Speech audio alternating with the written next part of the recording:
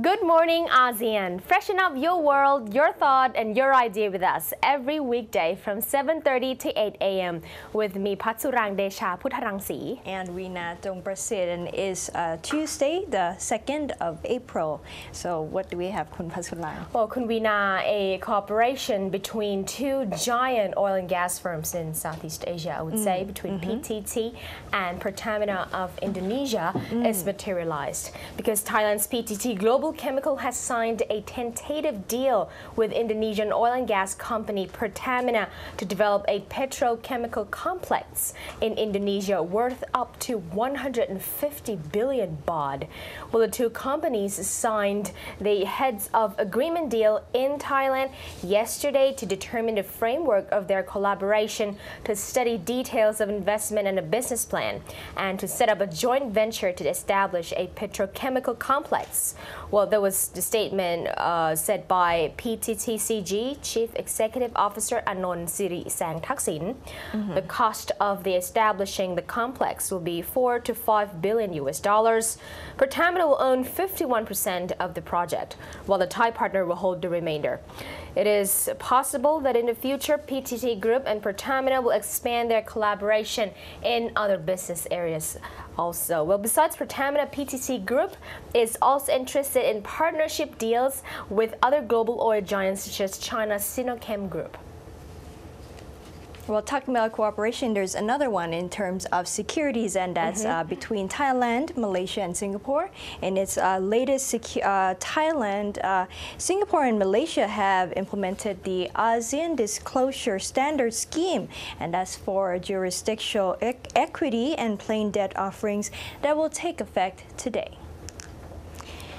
Malaysia, Singapore, and Thailand are the first three ASEAN jurisdictions to implement the scheme, which operates on an opt-in basis. According to a statement from the Monetary Authority of Singapore, the country's central bank, other ASEAN members will adopt the scheme when they are ready to do so. It said the scheme aims to facilitate fundraising activities as well as to enhance the investment opportunities within ASEAN capital markets.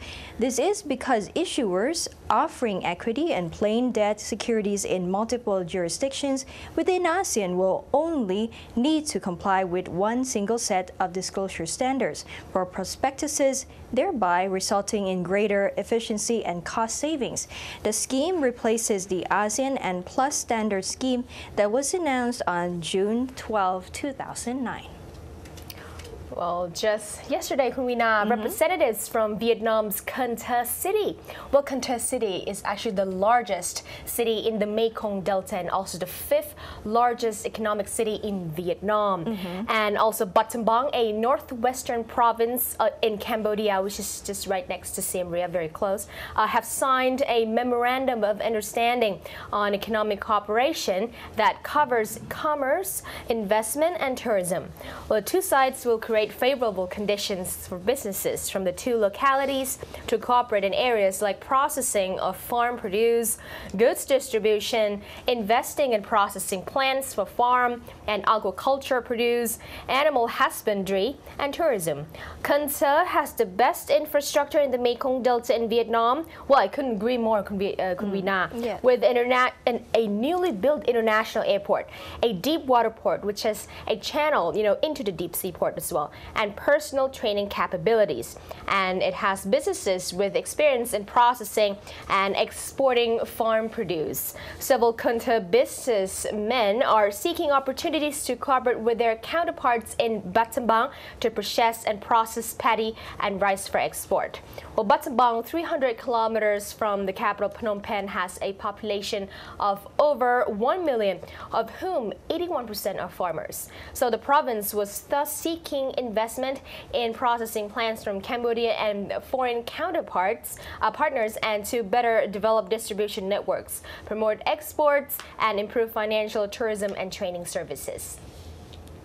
And Myanmar Focus today will take you to see whether the new daily newspapers in Myanmar can be sustainable or not. Let's take a look.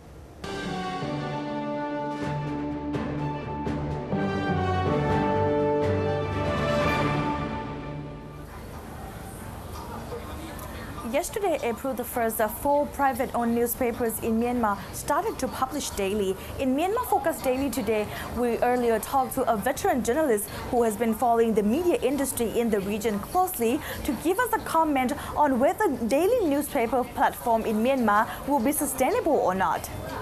Thawon, who is an expert in Southeast Asia and a trainer for Myanmar journalists for many years, said that there are not likely to be 16 newspapers. If there are, some of them may be disappeared from the market within a year. He added that this daily platform might not be sustainable. If there is no demand, supply will eventually decrease. Some challenges will definitely take place. The first one is lack of human resources. Currently, there is only one school that offers a journalism course in Myanmar. It is a 3-year Bachelor of Arts in Journalism at the National Administration College in Yangon.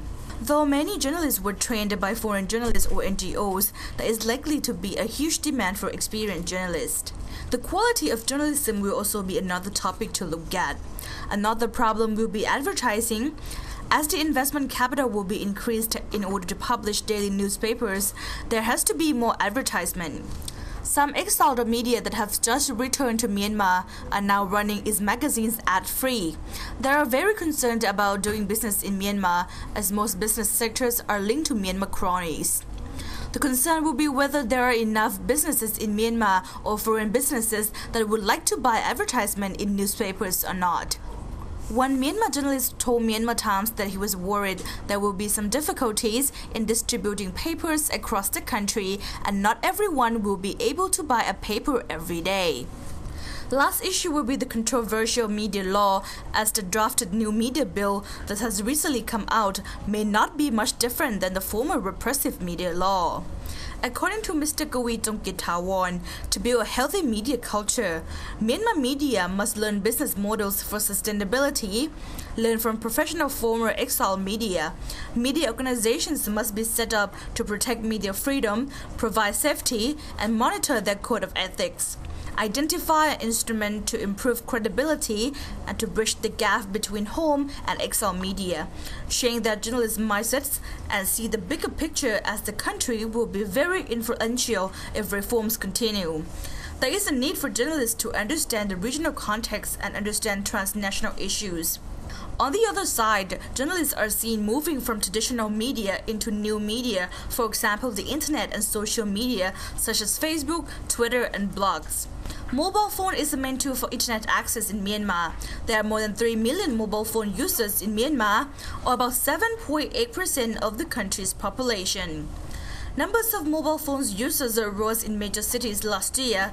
The number will definitely be rising, as Myanmar will soon cut SIM card prices, allowing local people to be able to afford the SIM cards. Myanmar's President Thein Sein has set a goal of 80% mobile phone penetration by 2015 from current rates of 9%. Myanmar's internet penetration rate stands at about 7 to 8%. Even though it remains poor compared to the population, it tends to be rising in the near future, with interest from foreign investors to develop the telecommunications sector. Myanmar media is currently embracing more freedom in the industry. Some may call this a new era, but there are still challenges that have to be carefully aware of. Tang for Myanmar Focus Daily.